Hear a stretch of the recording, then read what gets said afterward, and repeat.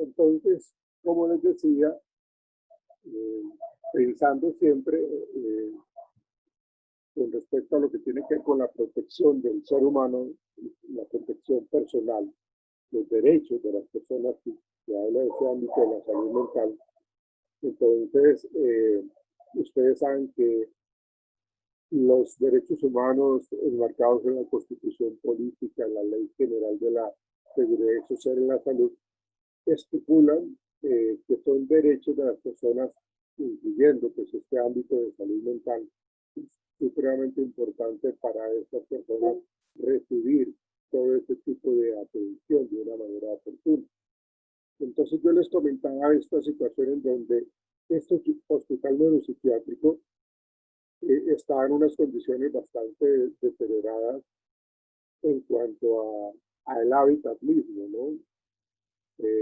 Cuando uno iba allá, realmente eso era pues, como muy deplorable, muy frío, muy sucio.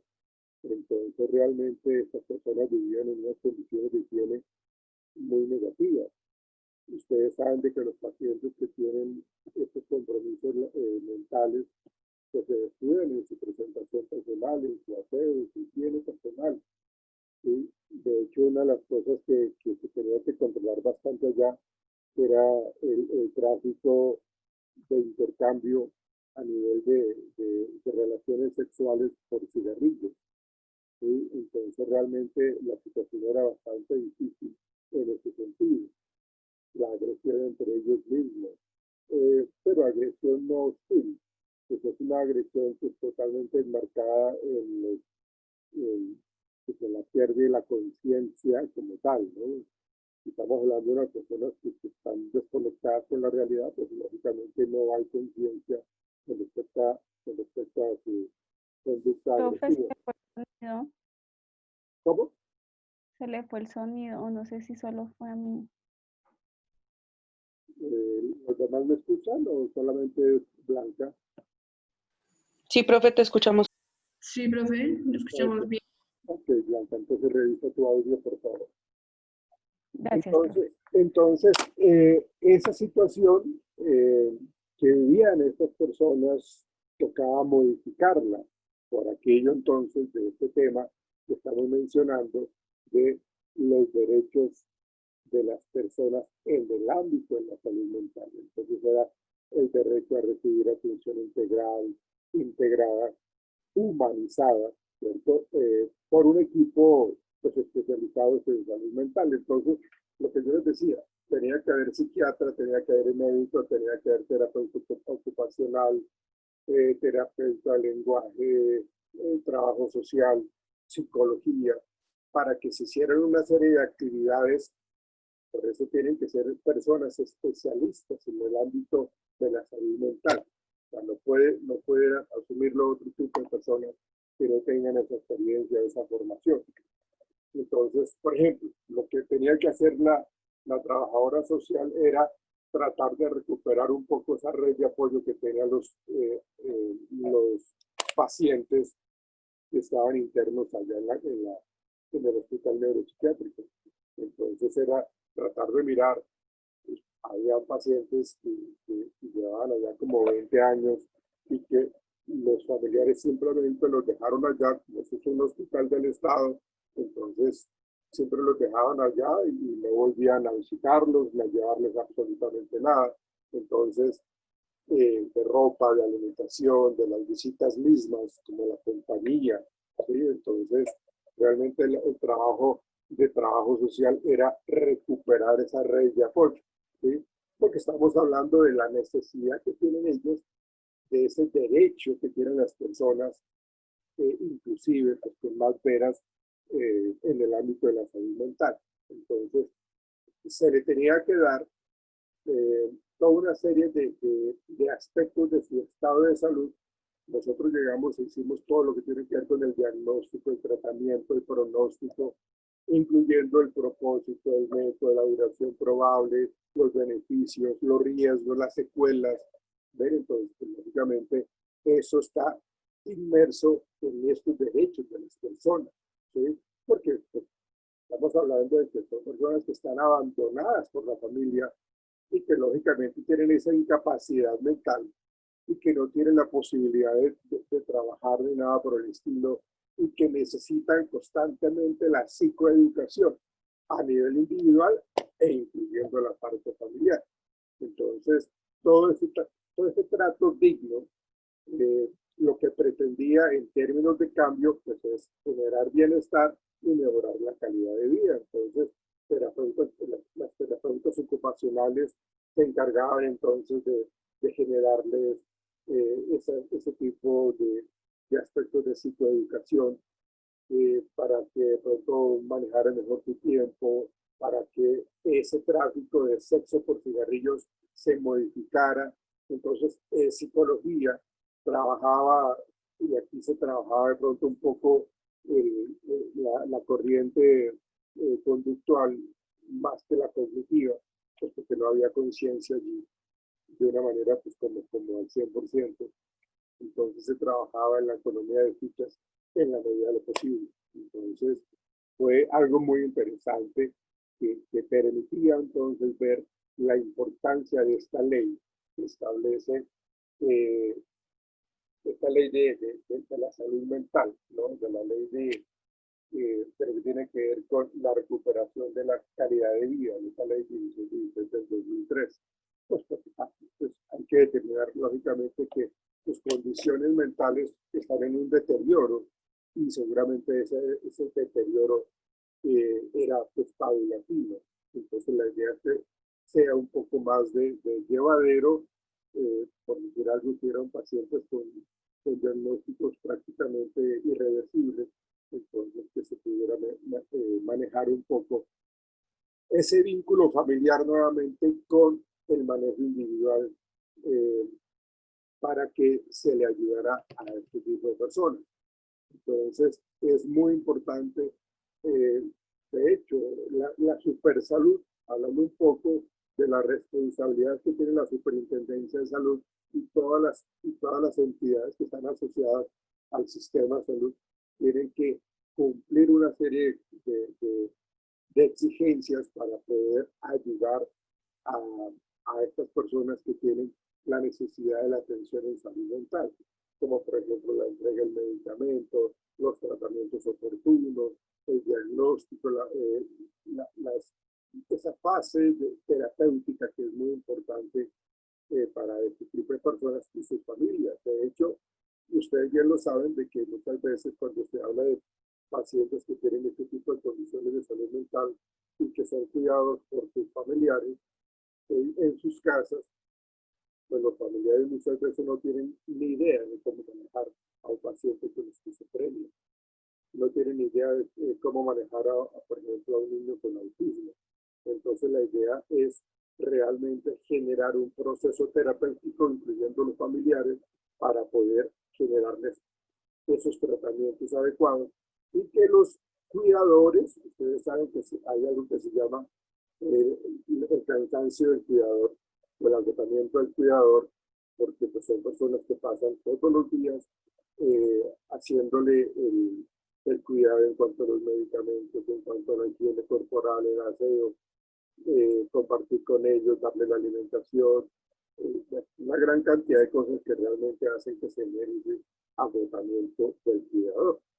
Entonces, se tiene que trabajar precisamente de esta manera para poder, en esos procesos de atención, respetar lógicamente la intimidad con respecto a ese vínculo familiar, ¿no? Entonces, la idea es como generar como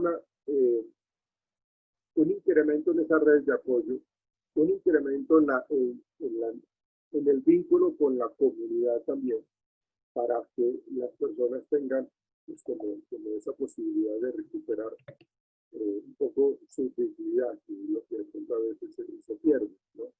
Entonces, ese tema es bastante interesante y bueno, es algo que se maneja hoy día de una manera muy, con mucho detalle, porque la salud mental aquí en Colombia es bastante, o sea, hay una gran cantidad de pacientes con esas condiciones de salud mental como lo decía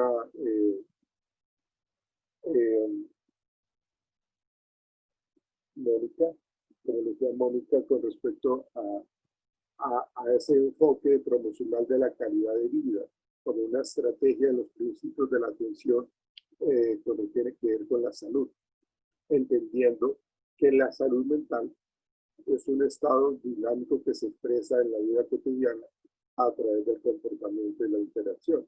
Entonces, si estas personas pues tienen esa dificultad como personas individuales, ¿sí? En donde pues carecen de sus aspectos cognitivos de una manera adecuada, en donde pues están esos trastornos mentales, entonces al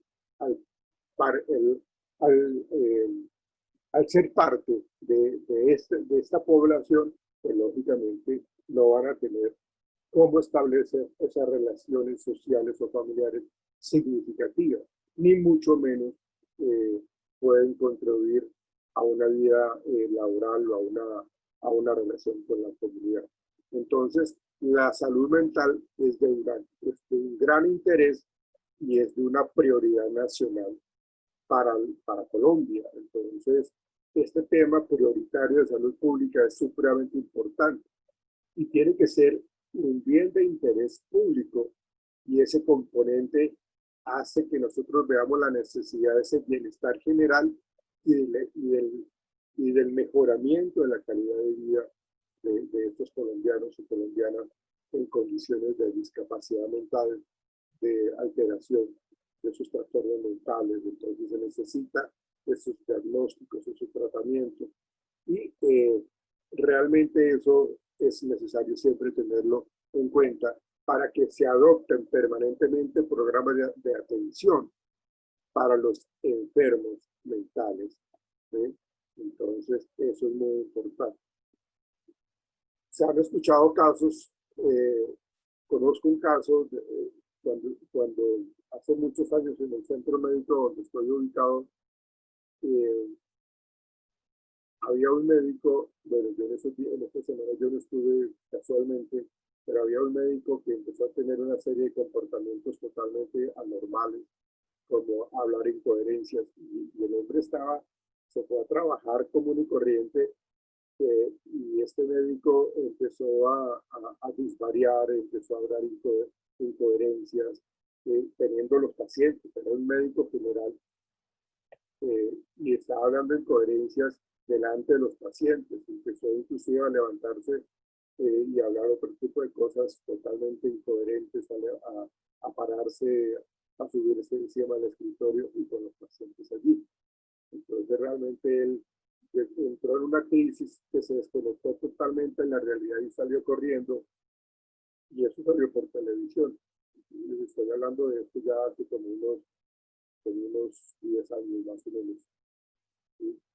Entonces, toda esa situación de ese enfoque de la parte psicosocial, de todo este manejo a nivel laboral, y la red de apoyo que tienen este tipo de personas, en donde pues vienen con un cúmulo de situaciones difíciles a nivel laboral, a nivel social, a nivel económico, a nivel familiar, a nivel de pareja.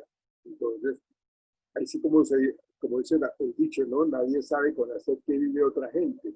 Realmente hay personas que reaccionan de una manera ya desfasada con respecto a lo que es la salud mental, pero es precisamente porque hay una serie era lo que comentaba Mónica con respecto a esa parte epidemiológica, cómo las personas están adquiriendo todo ese tipo de componentes mentales que están alterando, que en últimos terminan por alterarle su condición de salud mental. Entonces, esto no es algo que se tenga que manejar de una manera aislada, no, hay que integrarlo, hay que velar por esas personas, por esa atención integral, integrada, ¿sí? Para poder mejorar las condiciones y mirar un poco todo ese problema psicosocial a nivel de ese acontecimiento vital negativo, a nivel de la dificultad, de la deficiencia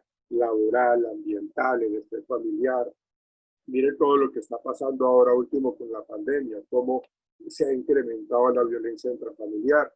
Hay personas que se han integrado por estas cuarentenas, se han integrado más fácilmente, o hay personas que por estar en cuarentena se han generado mayor tipo de conflictos a nivel de las relaciones familiares. Que se ha incrementado la tasa de suicidios. Entonces, toda esta situación de este problema psicosocial, de la necesidad de esa rehabilitación psicosocial, es una competencia, como les digo, del Estado, porque el Estado siempre nos tiene que brindar esa atención, esa seguridad. Y con esta ley de 1616 del 2013, apunta a que toda institución del Estado que esté relacionada con la salud mental y todas las IPS y todas las EPS y lo que yo les comentaba ahorita de la superintendencia, la supersalud, tienen que estar brindando satisfactoriamente a la comunidad todo lo que tiene que ver con la salud mental. Entonces, por eso era muy importante que nosotros desde nuestro ámbito, desde nuestra profesión, tengamos en cuenta esto. Porque si a nosotros, si estamos trabajando en una empresa y hay un paciente o un trabajador, más bien, disculpen, que está empezando a disociarse, que se está desconectando, pues hay que mirar, hay que ver cuáles son esos factores epidemiológicos que están generando o si ya venía. Por eso es importante que cuando se hace la valoración médica de ingreso a cualquier empresa, todo esto se tenga en cuenta para determinar un poco cómo llega el trabajador a la empresa. No sé si tengan alguna pregunta, muchachos, al respecto. Sí, profe, yo tengo una pregunta al respecto. ¿Es verdad que la ansiedad y la depresión en cuanto en torno al ámbito laboral de la persona puede generar repercusiones económicas importantes? A ver si te comprendí, Vanessa, que si la ansiedad y la depresión pueden generar problemas económicos. Sí, señora. Sí, señor. En cuanto al ámbito laboral, sí, señor. No logro entender tu pregunta, o sea, estoy tratando de procesar lo que tú me estás diciendo, cómo la ansiedad y la depresión influyen en el aspecto económico. Es decir, si yo estoy laborando y yo entro en un estado de depresión que se convierte en un estrés laboral, entonces si a mí me incapacitan, entonces seguramente dicen que para que a uno le den incapacidad, perdón, para que le den a uno pensión laboral, son 3 incapacidades continuas sin interrupción. Entonces estamos hablando de una incapacidad de 2 meses, luego yo regreso a control con medicina laboral, con psiquiatría o con psicología, y resulta que me reactivan nuevamente esa incapacidad laboral por 2 meses, y vuelvo otra vez a los 2 meses y me la reactivan, entonces ahí ya me mandan a calificación para lo que tiene que ver con la pensión por invalidez. Y entonces medicina laboral y el comité de medicina laboral va a entrar entonces a mirar con qué tipo de pensión salgo yo. Normalmente el estrés ahorita está catalogado como una enfermedad profesional que se adquiere en el trabajo, pero tienen que mirar otros factores, como por ejemplo, si tengo fibromialgia, si tengo túnel del carpo, si tengo, si mi campo visual se ha visto afectado, para que se determine con qué rango de pensión yo voy a salir. Si es únicamente por estrés laboral, seguramente voy a salir con el 75%. Es decir, si yo antes ganaba, por decir algo, 2.500.000 y del 75% hacia abajo, seguramente voy a quedar con el salario mínimo, ¿sí? Un poquitico más. Pero no voy a, o sea, digamos que eso sería la afectación que yo vería con respecto a la parte económica y su relación con los estados de ansiedad y depresión. a nivel laboral se vería pues como ese estrés que yo estoy llevando de un tiempo, de un año hacia acá en la empresa. Entonces empecé yo a tener problemas de insomnio, a no comer, a la agresión, a no relacionarme con la gente. Entonces eso me lleva a que no pueda yo ni siquiera ir a trabajar, no soporto ir a trabajar porque tengo altos niveles de estrés, porque no tengo buenas relaciones con los compañeros. Entonces ahí lo que pasa es de que me mandan a psiquiatría o me mandan a psicología para que me hagan una valoración de salud mental, me mandan entonces psiquiatría y psicología me remiten nuevamente a medicina laboral. Entonces me incapacitan los primeros 2 meses y como que me siento mejor. Pero cada vez que estoy acercándome a trabajar nuevamente, me doy cuenta de que no lo logré. ¡Pum! Entonces otra incapacidad por 2 meses. Y así la tercera, otra incapacidad por 2 meses. Cuando yo ya llevo todo ese tiempo incapacitado, el médico laboral me manda entonces a calificación por invalidez laboral o la invalidez profesional. Entonces, realmente sería la relación que yo veo con respecto a esa pregunta que tú me haces, Vanessa, de la relación que hay entre la ansiedad, la depresión y el factor económico, cómo se puede estar alterando. Gracias, profe. Es que me quedó la dudita porque es que yo investigué por mi parte también lo de la parte de salud mental y salud ocupacional y pues me salió eso. Entonces por eso quería lograr. Okay. Profesor, de acuerdo a la pregunta que hizo Vanessa, o sea que por una incapacidad puede llegar a los 180 días y que sea pensionado por esto. Sí, exactamente. Pero tiene que ser de la siguiente manera. Tiene que ser de que tú entras a incapacidad, cuando se va a cumplir, vuelve y te la reactivan. O sea, no puedes ir tú a trabajar porque ahí ya te pierdes. O sea, si tú trabajas 3 días, entonces ahí no contaría. O sea, tienen que ser incapacidades continuas hasta que se cumplan los 180. ¿Sí? Entonces realmente está muy relacionado esas 3 incapacidades que son continuas para que lo remitan a uno, para que le hagan la calificación para retiro por incapacidad laboral. Profe, ¿y eso pasa a cualquier edad? O sea, digamos, si a mí me pasara eso, ¿también pues me pensionan? Pues yo pensaría que no, porque pues, eres una mujer muy joven. Entonces yo pensaría que es más que todo las personas que están por encima de los 30 años de edad. Pero cuando estamos hablando de gente joven, de pronto le dicen, no, ¿sabe qué? Mire, ¿por qué no pide usted un cambio de trabajo? ¿Usted por qué de pronto no cambia de sede? Pero, ¿para qué lo vamos a pensionar tan joven? O sea, no es viable. Una persona joven de 18 años, 20 años, 23 años, no se puede hablar de pensión laboral. Bien, vamos a continuar entonces contigo, Legis, por favor. Listo, profe. Entonces, Bueno, ¿quién va a compartir? ¿Tú o quién?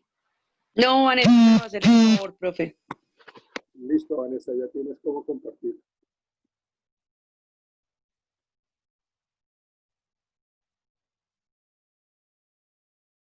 Ya, Vanessa, lo puedes hacer.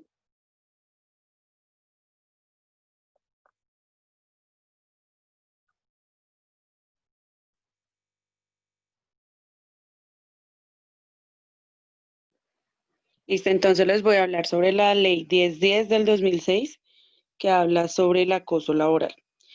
Entonces, pues bueno, para iniciar les voy a decir qué es acoso laboral.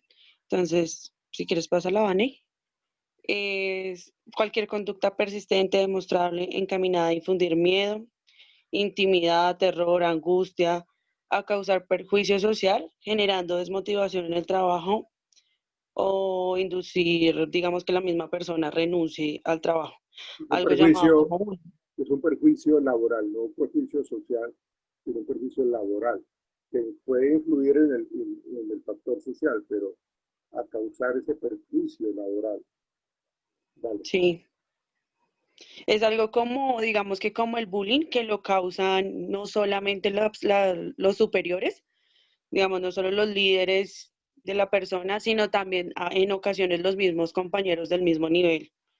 A nivel laboral, Entonces, perdóname, a nivel laboral, si el bullying es a nivel educativo, a nivel académico, en la edad escolar, en la vida de estudiante, a nivel laboral se le conoce como el mobbing. sí, sí, profe, por eso digo que es algo parecido. Sí, no te lo estoy cuestionando, sino es Ah, ok. para que conozcan que así como se habla del matoneo, del bullying a nivel académico, a nivel escolar, a nivel laboral se le conoce como mobbing. Ah, ok, sí, sí. Ok, dale. Sí, profe. Bueno, entonces las modalidades del acoso laboral, está maltrato laboral, pásala porfis.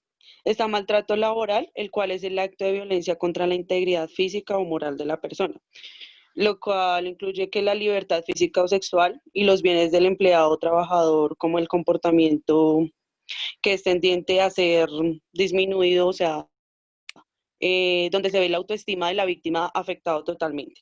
Ese es el maltrato laboral.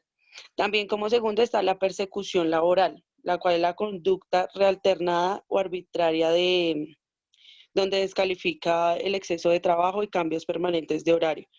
El propósito de eso es inducir la renuncia del empleado, porque ya empiezan con las variaciones de recargar más trabajo, quédese más tiempo, mañana ya no ingresa a tales horas, sino a tales horas, y debe quedarse hasta tanto tiempo. Entonces es como abusar de la persona hasta llevarla al punto de sentirse disminuido y querer renunciar. También está de tercera la discriminación laboral, el cual es el trato diferenciado por razones de raza, género, origen familiar, credo, religión y entre tantas cosas que resultan siendo discriminatorias. Está la inequidad también laboral, la cual es la asignación de funciones o menosprecio del trabajador, donde no motivan al trabajador, sino más que todo le recalcan el mal trabajo que supuestamente hace. Está también el entorpecimiento laboral, el cual es obstaculizar el cumplimiento de una labor o retardo con prejuicios del trabajador, es decir, como la destrucción de información o, o digamos que sí, que no toman en cuenta lo que hace el trabajador, sino que le empiezan a ocultar evidencias y ese tipo de cosas para que no le salgan las cosas bien. Y está la desprotección laboral, la cual son las funciones sin el cumplimiento de los requisitos mínimos de protección y seguridad del trabajador. Es decir, que el trabajador no cuenta con la suficiente protección dentro de su trabajo.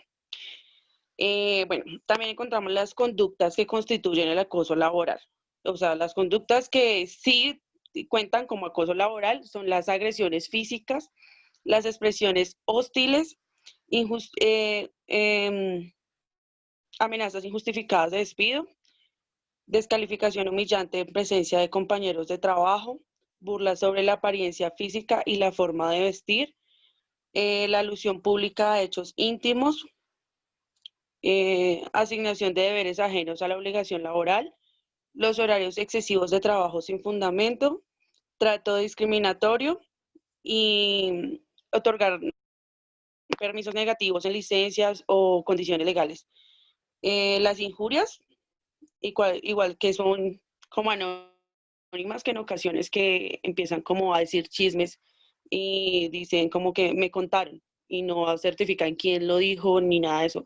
Todo esto cuenta como un acoso laboral. Entonces, pues para que tengamos en cuenta, si de pronto alguno llega a sufrir de todo esto cuenta como un acoso laboral, ya que son como cargas que se le ponen al empleador. Las conductas que no constituyen acoso laboral son los actos para ejercer potestad disciplinaria, las exigencias razonables de fidelidad laboral o lealtad empresarial, los memorandos solicitados, La solicitud de deberes extras para la continuidad del servicio, o sea, porque eso son como modalidades que le dan al trabajador para que pueda continuar. Terminar el contrato de trabajo por justa causa, bueno, eso ya todos yo creo que lo conocemos. Exigir cumplimiento de deberes y obligaciones del CST, de los artículos 55 al 57 y 59 al 60. Exigir cumplimientos de estipulación contenidas con el contrato y cláusulas de trabajo.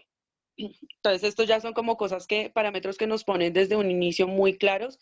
Entonces, estos no entran como acoso laboral dentro de lo que podamos tener como algo demandable.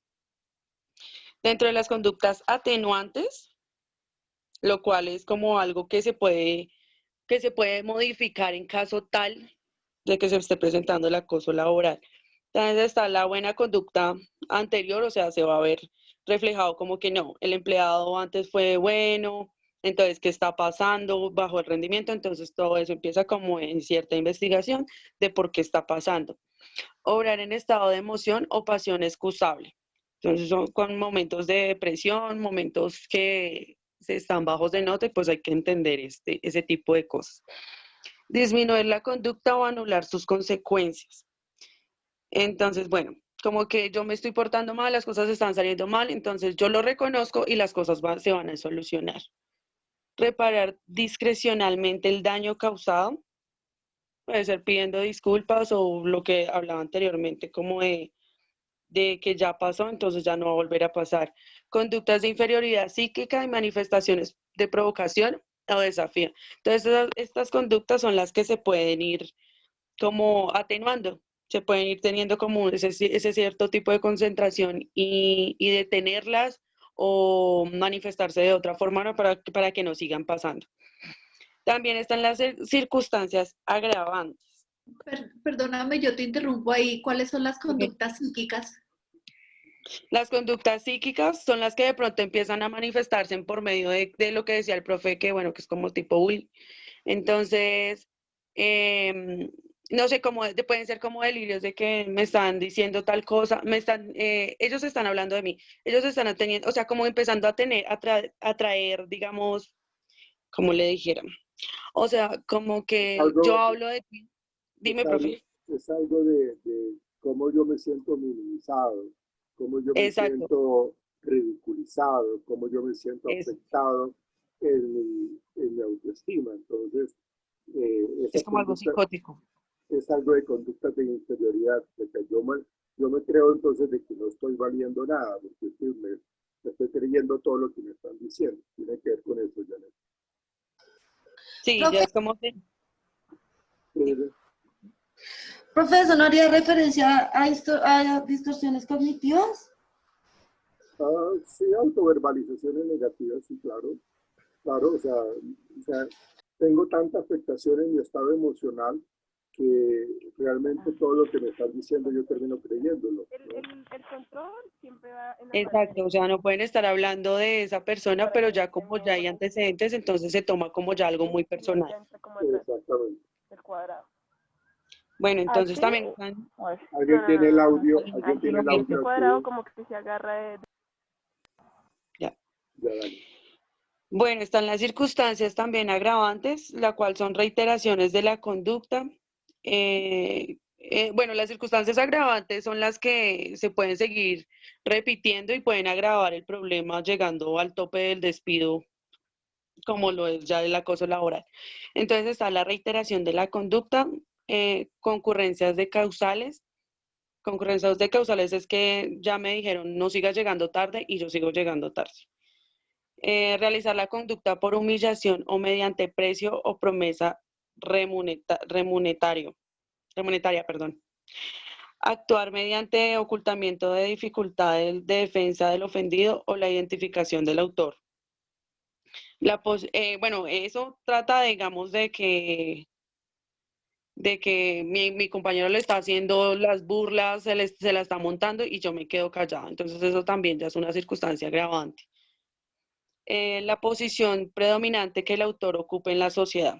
Entonces es como cuando, digamos, el líder llega y todo el mundo como que ay, se siente presionado con esa con eso de que ojalá se vaya, ojalá no vaya a venir el líder. Entonces ya es un miedo que no, eso no es algo apto, eso no es algo normal, eso no hay que verlo como algo normal dentro del trabajo, eso hay que tenerle cuidado porque eso sería como una amenaza laboral, vendría siendo una amenaza laboral, lo cual es un acoso.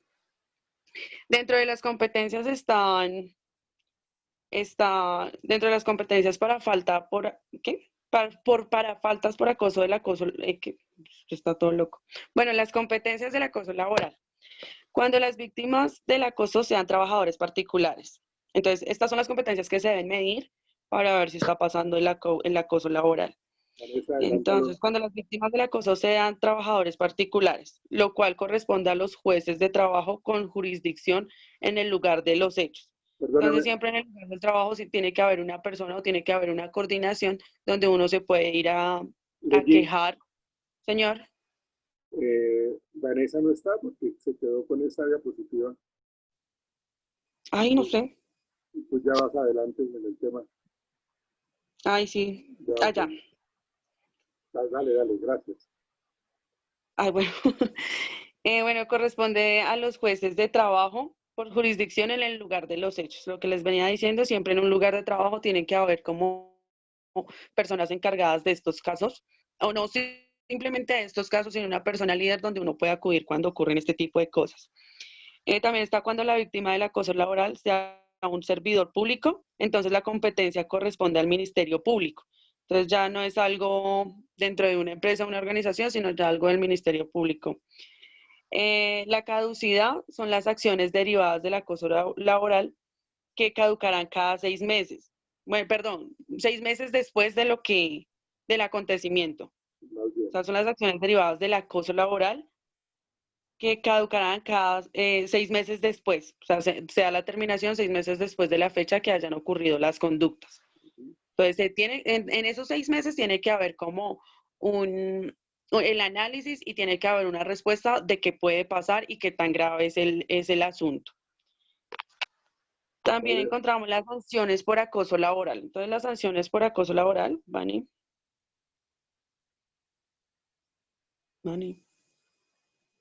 Listo. Es que esa letra es súper chiquita. Esa.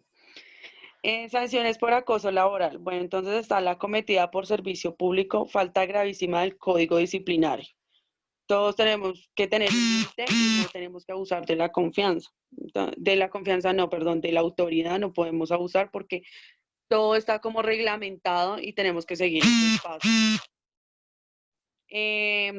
También una de las sanciones es la terminación del contrato sin justa causa cuando el trabajador renuncie o abandone el cargo. También está la multa entre 2 y 10 salarios mínimos para quien lo realice y la persona que lo tolere.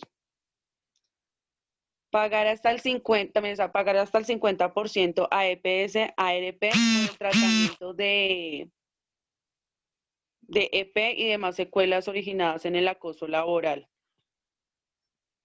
También está la justa causa para la determinación del contrato de trabajo, que pues esa ya la conocemos, que son los memorandos, son los llamados de atención y ese tipo de cosas, las cuales hacen sanciones por acoso laboral. Entonces, hay veces no podemos diferenciar que porque me están diciendo todo el tiempo que llegue temprano, entonces esto ya es un acoso laboral. No, porque ya tenemos como muy claro de que tenemos que llegar temprano y hay cosas reglamentadas dentro de las empresas. Leggi. Señor. Nos va a sacar la plataforma ya que te retomas ahí donde vas, ¿no? Acuérdate que vamos en la diapositiva número 9 e ingresas al número 10. ¿Listo, Vanessa, por favor? Listo, profe.